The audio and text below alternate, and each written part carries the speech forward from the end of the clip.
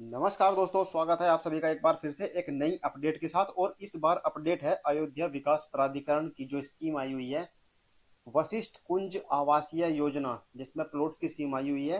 EWS, LIG, MIG और HIG type के जो प्लॉट्स निकाले हुए हैं, वशिष्ठ कुंज फेज वन ये स्कीम लॉन्च की गई थी अयोध्या विकास प्राधिकरण के द्वारा। ठीक है, तो इसमें एक एलिजिबिलिटी इन्होंने निर्धारित की थी कि भाई ये जो एलिजिबिलिटी फुलफिल करेगा वो इस स्कीम के लिए अप्लाई कर सकते हैं। ठीक है, तो जो ईडब्ल्यूएस और एलआईजी थे उसके अंदर इनकम क्राइटेरिया का भी एलिजिबिलिटी थी, बाकी के लिए इनकम क्राइटेरिया की एलिजिबिलिटी इंक्लूडेड नहीं थी, लेकिन अदर कुछ चीजें थी जो फुलफिल करनी जरूरी थी अगर आप इस स्कीम में अप्लाई करना चाहते हैं। लेकिन अभी रिसेंटली क्या हुआ है, ये अयोध्या विकास प्राधिकरण ने एक नया सर्कुलर जारी किया है जिसमें उन्होंने एलिजिबिलिटी को मॉडिफाई किया है। जो डेफिनेशन उन्होंने लिखी थी पहले उसको कुछ चेंज किया है। तो अभी एक बार मैं लेके चलता हूँ आपको अयोध्या विकास प्राधिकरण की वेबसाइट के ऊपर। तो जैसे ही हम गूगल में सर्च करते हैं अयोध्या डेवलपमेंट अथॉरिटी, तो सबसे पहले अयोध्या डेवलपमेंट अथॉरिटी की जो ऑफिशियल वेबसाइट है वो सर्च इंजन में हमें देखने को मिल जाती है। ठीक है, तो इसे हम ओपन करते हैं। इसे ओपन जैसे ही हम करेंगे, इस पर क्लिक करेंगे, तो इस तरह से अयोध्या की डेवलपमेंट अथॉरिटी की ऑफिशियल वेबसाइट खुल जाती है। और ये एडवर्टीजमेंट जो सामने हमें दिख रहा है ये है वशिष्ठ कुंज फेज वन आवासीय योजना का ही। ठीक है, तो इसके पहले एलिजिबिलिटी में आपको एक बार दिखाता हूँ एलिजिबिलिटी के अंदर क्या क्या पॉइंट्स अयोध्या डेवलपमेंट अथॉरिटी ने इस स्कीम के अंडर में रखा था। तो जैसे ही हम इस स्कीम के जो ये इस पे क्लिक करेंगे वशिष्ठ कुंज फेज वन हाउसिंग स्कीम, तो हमारे सामने ओपन हो जाएगा ये ब्रोशर।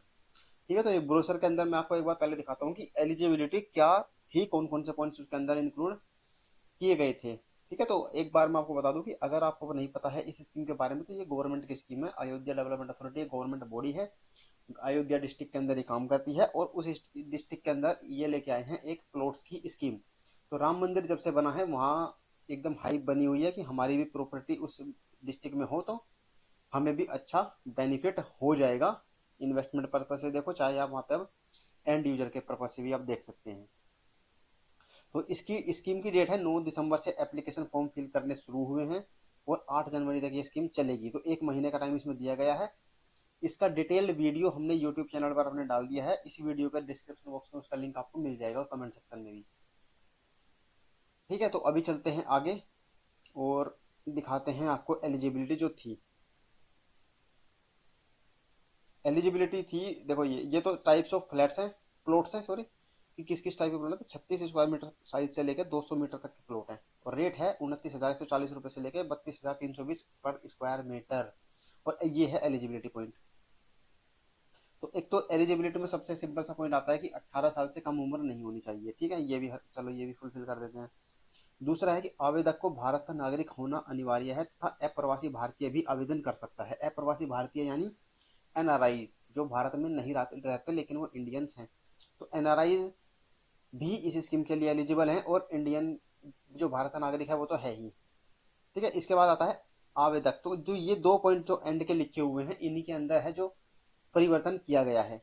तो पहले लिखा था कि आवेदकों अथवा उसके परिवार के द्वारा किसी भी सदस्य के पास उत्तर प्रदेश में किसी भी विकास प्राधिकरण, आवास विकास या अन्य सरकारी विभाग द्वारा एक से अधिक आवासीय भवन या भूखंड आवंटित नहीं होना चाहिए।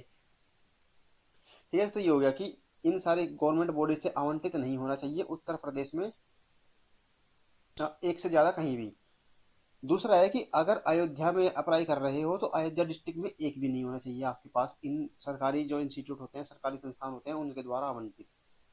ठीक है, ये तो थी पहले की एलिजिबिलिटी। लेकिन अब मैं आपको दिखाता हूँ वो सर्कुलर जिसमें इन्होंने इन दोनों पॉइंट्स को रीडिफाइन कर दिया है और चेंज कर दिया है एलिजिबिलिटी क्राइटेरिया। तो यहाँ पे आप देख सकते हैं शुद्धिकरण वशिष्ठ कुंज फेज वन आवासीय योजना लखनऊ अयोध्या नेशनल हाईवे 27 अयोध्या में। तो यही है वो सर्कुलर जिसके बारे में मैं बात कर रहा हूँ। इस पे जैसे हम क्लिक करते हैं तो ये सर्कुलर ओपन इस तरह से होके आ जाता है। तो अयोध्या विकास प्राधिकरण शुद्धि पत्र वन। ठीक है, तो इसको हम थोड़ा जूम कर देता हूँ ताकि आप भी क्लियरली इसको पढ़ सकें। तो पंजीकरण पुस्तिका वशिष्ठ कुंज फेज वन आवासीय योजना लखनऊ अयोध्या राष्ट्रीय राजमार्ग 27 अयोध्या। ठीक है, तो ये लिखे हुए हैं पॉइंट्स कि पहले कौन से पेज पे लिखा था, जो ओरिजिनल सर्कुलर था उसके पेज नंबर 2 पर एलिजिबिलिटी का ये वाला पॉइंट लिया गया, मेंशन किया गया था। पॉइंट था जो अभी मैंने आपको पढ़ के बताया, वो ये वाला पॉइंट था। ठीक है, सेम आप इसको एक बार पढ़ सकते हैं फिर से। और जो अभी रीडिफाइन कर दिया गया है वो है ये वाला। तो आवेदकों या उसके परिवार के पास अयोध्या विकास प्राधिकरण क्षेत्र में विकास प्राधिकरण, आवास विकास परिषद, इम्प्रूवमेंट ट्रस्ट या किसी स्थानीय निकाय, सहकारी समिति आदि द्वारा विकसित कॉलोनियों में अपना भूखंड या भवन नहीं होना चाहिए। ठीक है, पहले क्या था, आवंटित नहीं होना चाहिए, अब इन्होंने इस आवंटित यानी एलोटेड, एलोटमेंट वाले वर्ड को इन्होंने हटा दिया है। कोई भूखंड नहीं होना चाहिए तथा उत्तर प्रदेश के अन्य किसी नगर में तथा शहरी क्षेत्र में उपरोक्त अभिकरणों द्वारा विकसित कॉलोनियों में एक से अधिक भूखंड नहीं होना चाहिए। ठीक है, एक तो ये पॉइंट हो गया। दूसरा था इन्होंने लिखा, जो लिखा था कि मैं यह पुष्टि करता हूं कि उत्तर प्रदेश के किसी, इसमें भी जो सेम वर्ड है आवंटित, उसको हटा दिया है। तो जो अलॉटमेंट वाला वर्ड था उसको रिप्लेस कर दिया है, रिप्लेस क्या कर दिया है, उसको रिमूव कर दिया है। तो इसमें ये, इसका मैं आपको मतलब समझा देता हूँ एक बार। जो ये, एक तो मान लो आप अयोध्या डेवलपमेंट अथॉरिटी के लिए स्कीम में अप्लाई कर रहे हो, तो अयोध्या डिस्ट्रिक्ट के अंदर आपका कोई भी प्लॉट या प्रॉपर्टी नहीं होनी चाहिए। ठीक है, पहले तो लिखा था कि अथॉरिटी से डायरेक्टली आपको अलॉटमेंट नहीं होना चाहिए। अगर अब आपने रीसेल में भी किसी ने लिया हुआ है, मान लो किसी ने, किसी और को अलॉटमेंट हुआ था गवर्नमेंट बॉडी से प्लॉट या फिर फ्लैट या किसी भी तरह की प्रॉपर्टी, और आपने उससे रीसेल में ले ली, अब आपके पास वहां पे है, तो पहले क्या था, पहले आप बोलोगे कि नहीं मेरे पास अलॉटमेंट नहीं हुआ था अथॉरिटी से या किसी गवर्नमेंट बॉडी से, मैंने तो रीसेल में खरीदा तो मैं तो एलिजिबल हूँ। लेकिन अब उस पॉइंट को क्लियर कर दिया है अथॉरिटी ने कि अब आप एलिजिबल नहीं है अगर आपने रीसेल में भी उनसे खरीदा है तो। ठीक है, तो किसी भी विकसित कॉलोनी में अगर आपका भूखंड या भवन है तो आप इस स्कीम के लिए अप्लाई नहीं कर सकते। अयोध्या डिस्ट्रिक्ट के अंदर तो आपके पास एक भी नहीं होना चाहिए ऐसी प्रॉपर्टी, और पूरे यूपी के अंदर एक से ज्यादा नहीं होनी चाहिए।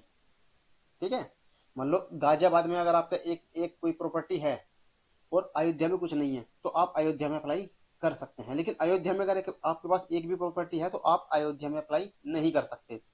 अगर गाजियाबाद में एक है और एक है आपका मान लो मथुरा वृंदावन में, तो दो गए, तो आप इस स्कीम के लिए अप्लाई नहीं कर सकते। ठीक है, तो ये इन्होंने करेक्शन कर दिया है। पहले ये आवंटित वर्ड लिखा था, और ये थोड़ा टेक्निकल ये हो जाता है कि मुझे तो गवर्नमेंट बॉडी से ये अलॉटमेंट होना चाहिए तभी आवंटित माना जाएगा। अब इन्होंने आवंटित वर्ड को रिमूव कर दिया है, तो एलिजिबिलिटी क्राइटेरिया जो है अब चेंज हो गया है। तो अब आप ध्यान रखना, आप एलिजिबल है कि नहीं है। अगर आप एलिजिबल नहीं है और आपने अप्लाई कर दिया और पकड़े गए, तो हो सकता है जो रजिस्ट्रेशन अमाउंट आप पे करोगे वो भी फॉरफिट हो जाएगी, उसका नुकसान भी आपको हो जाएगा, और फ्यूचर में आने वाली सभी स्कीम्स से भी आपको बैन कर दिया जाएगा। ठीक है, तो ये थी एक इम्पोर्टेंट अपडेट, ये सबके साथ शेयर कर देना ताकि कोई भी अनजाने में इस स्कीम में अगर नोट एलिजिबल है तो वो अप्लाई ना कर दे। ठीक है, तो उसका नुकसान होने से बच जाएगा। तो ये वीडियो आप ज्यादा से ज्यादा अपने दोस्तों और परिवार के साथ सबके साथ शेयर कर देना। बाकी इसका डिटेल वीडियो मैंने बना भी दिया है, अगर आप एलिजिबल हैं तो इस स्कीम में क्या क्या आपको प्रोवाइड कर रहे हैं, क्या मिल रहा है आपको, क्या रेट है।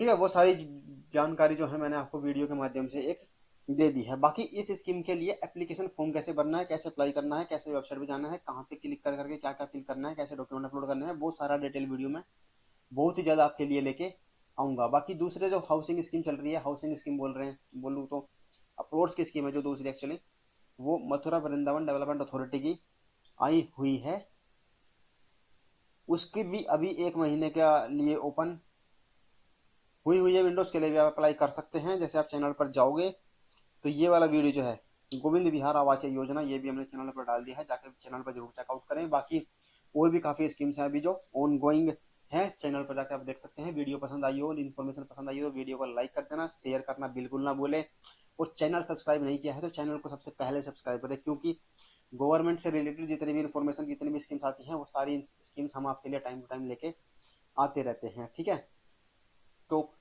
इतनी सारी वीडियोस हमने इतनी सारी स्कीम्स के ऊपर आपके लिए ऑलरेडी लेके आए हुए हैं। कोई भी अपडेट आता है तो हम चैनल पर अपडेट आपको कर देंगे। तो चैनल को सब्सक्राइब कर देना और बेल आइकन जरूर दबा देना, ताकि कोई भी नई वीडियो अपलोड हो तो आपको उसकी इन्फॉर्मेशन मिलती रहे। मथुरा वृंदावन वाले के लिए डिटेल वीडियो बना दिया है कि क्या स्कीम में मिल रहा है और कैसे अप्लाई करना है, इसके ऊपर भी एक वीडियो बना दिया है। ठीक है, तो ये था एक छोटा सा अपडेट आपके लिए कि अयोध्या वशिष्ठ कुंज आवासीय योजना में एलिजिबिलिटी क्राइटेरिया पहले क्या था और अब क्या हो गया है।